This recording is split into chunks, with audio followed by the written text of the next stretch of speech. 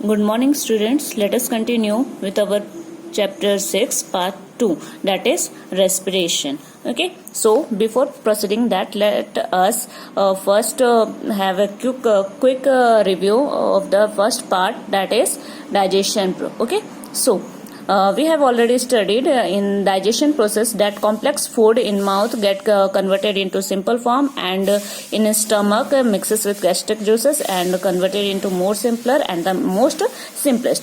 जो most simplest part था वो फिर कौन एब्जॉर्ब करता था? They were absorbed by the cells. Okay, so absorption से न्यूट्रिएंट एब्जॉर्ब तो हो गया, लेकिन अभी हमें एनर्जी नहीं मिली है. ठीक है, after absorption of food material in cells what happens, क्या होता है सेल्स में न्यूट्रिएंट्स एब्जॉर्ब होने के बाद? How it get converted into energy. क्योंकि अभी तक हमने यहाँ पे ग्लूकोज में कन्वर्ट किया, but we have not converted it into energy. Okay, now so how it gets converted into energy? So it get converted into energy by the process of respiration. That's why respiration is an important function. Okay, so let us see the definition of this. A process in living being involving the production of energy, typically with the intake of oxygen and release of carbon dioxide from the oxidation. You know that oxygen जिस process में भी add होता है उस process को कहा जाता है oxidation of complex organic substance. ये क्या है? This is glucose. Okay, so glucose को ब्रेक करने के प्रोसेस में जिसमें ऑक्सीजन लिया जाता है, ठीक है, ग्लूकोज ऑक्सीजन के साथ कंबाइन होके it gives carbon dioxide plus energy. This is process of respiration. Okay, now respiration is of two type, aerobic respiration and anaerobic respiration. Aerobic respiration, as the name suggests, air in the presence of oxygen, ठीक है, and anaerobic in the absence of oxygen. Okay, so aerobic respiration we get more energy, and in anaerobic respiration we get less energy. Okay, now let us see. You can see here in this process glucose 6 carbon. कितने carbon होते हैं glucose में? 6 carbon. ठीक है, so glucose को pyruvate में convert करने के प्रोसेस को कहा जाता है ग्लाइकोलिसिस. ओके, सो ये कहाँ होता है? It occurs in the cytoplasm inside the cell. ठीक है, सो फर्स्ट प्रोसेस सभी में सेम होता है, और फर्स्ट प्रोसेस क्या होता है? ग्लाइकोलिसिस, जिसमें कि ग्लूकोज कन्वर्ट होता है पायरुवेट के पास कितने मॉलिक्यूल्स ऑफ कार्बन होते हैं? 3.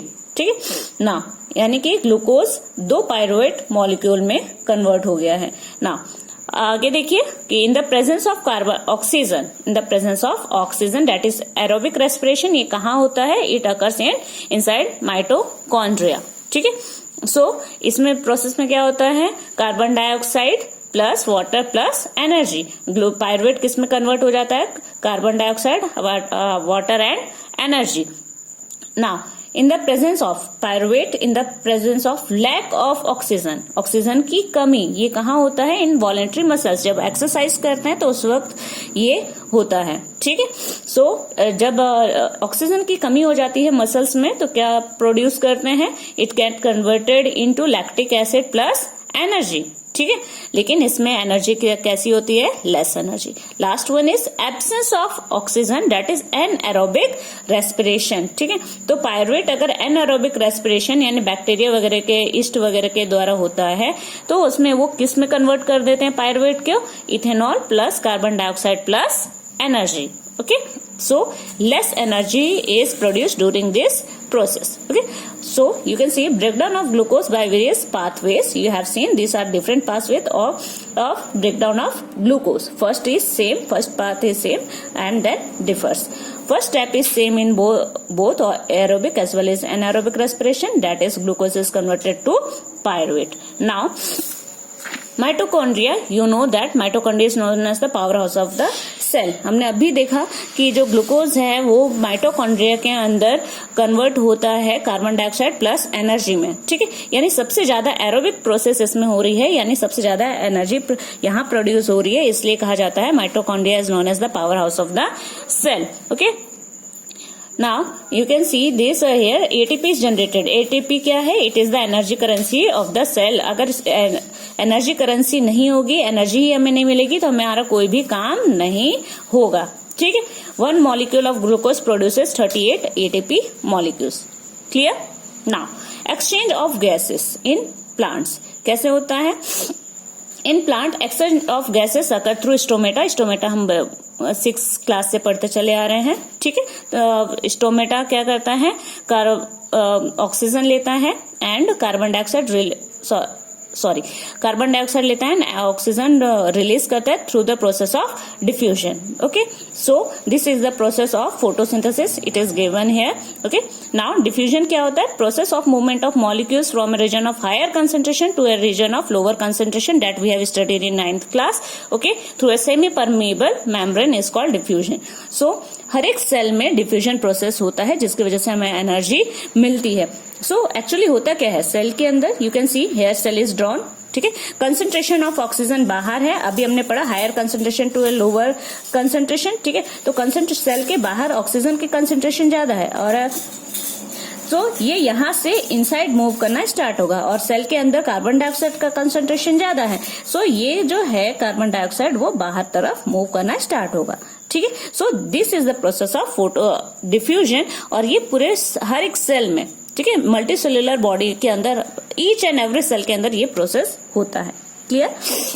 Now exchange of gas in other animals, this was inside the plant. Okay, now aquatic animals dissolve oxygen use करते हैं, that you know. Okay, so dissolve oxygen के लिए उन्हें गिल्स की यूज करते हैं। वो dissolve oxygen is fairly low in water के अंदर डिजोल्व ऑक्सीजन काफी कम होता है, इसलिए उनका ब्रीथिंग रेट फास्टर होता है as compare to that of the terrestrial organisms. Now coming to the human respiratory system, the first thing is oxygen, nose.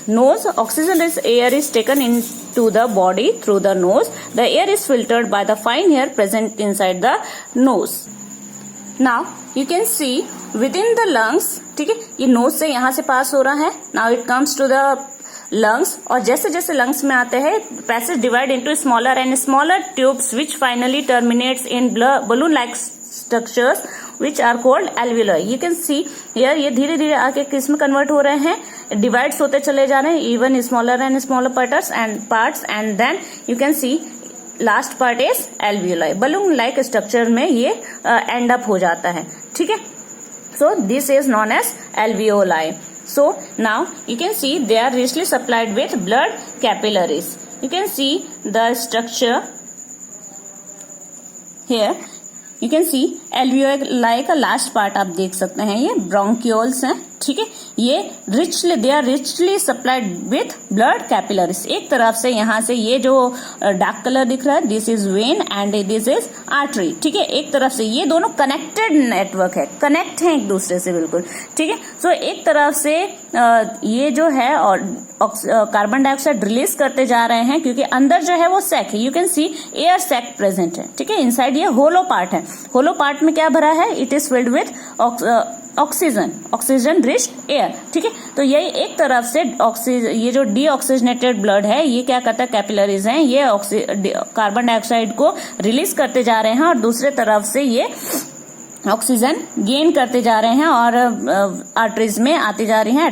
Arteries इसे लेके वापस कहाँ जाएगा? हार्ट में। ओके, हियर इस छोटा सा पार्ट यहाँ से सेक्शन लेके यहाँ आपको शो किया गया है। यू कैन सी छोटा सा पार्ट ये दिया है कि ये जो कार्बन डाइऑक्साइड है ये दोनों कनेक्टेड है। यहाँ से यहाँ तक क्या है ये देखिए, ये आर्टरीज है, सॉरी वेन है। वेन यहाँ पे डीऑक्सीजनेटेड ब्लड है, ये धीरे धीरे रिमूव हो रहा है और ये जैसे जैसे कार्बन ऑक्सीजन अंदर आता जाएगा वो किस में कन्वर्ट हो जाएगा? आर्टरीज में, यानी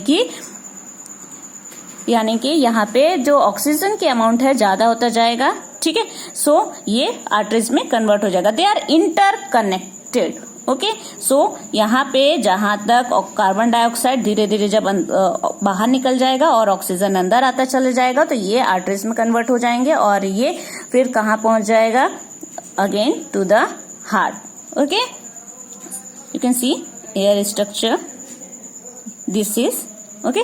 ये अंदर ऑक्सीजन रिच आ रहा है, यहाँ से कार्बन डाइऑक्साइड रिलीज हो रहा है और यहाँ से ऑक्सीजन अंदर जा रहा है।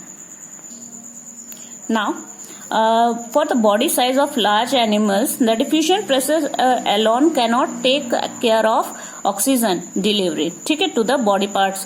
सो जो डिफ्यूजन प्रोसेस है वो इनफ नहीं है कि पूरे बॉडी के अंदर, एक मल्टीसेलुलर बॉडी के अंदर हर एक सेल्स को ऑक्सीजन पहुंचा सके, ठीक है. सो हमारे बॉडी के अंदर जो ब्लड सेल्स हैं, उस आरबीसी के अंदर हीमोग्लोबिन होते हैं. They have very high affinity for oxygen, ठीक है.